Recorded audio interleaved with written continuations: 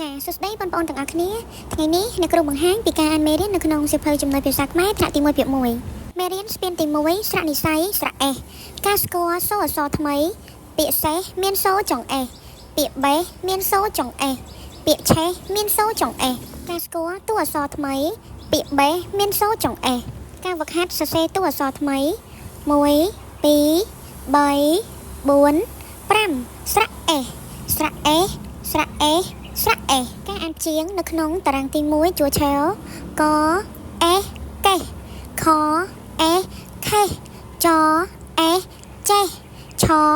អេសឆេសការអានជាងនៅក្នុងតារាងទី2ជួរដេកកអាកាកអេកេកអីកៃកអឺកកអឺកកអូកកអូកកអ៊ូគួកអាកើកអឿគឿកអៀគៀកអេកេកអែកែកអៃកៃកអោកោកអៅកៅកអ៊ំកំក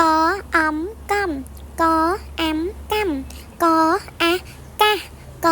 អូកូកអេកេការភ្ជាប់ពាក្យទៅនឹងរូបភាពពាក្យខែអូភ្ជាប់ទៅនឹងរូបភាពខែពាក្យកេសអូភ្ជាប់ទៅនឹងរូបភាពកេសពាក្យឆេសអូភ្ជាប់ទៅនឹងរូបភាពឆេសការអានអត្ថបទខ្លីខោឆេសខោកឹឆេសចៅកៅកេសកឹកឹខំកែខោកឹ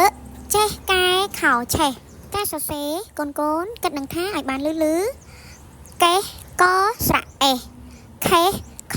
ស្រៈអេសចេសចស្រៈអេសឆេសឆស្រៈអេស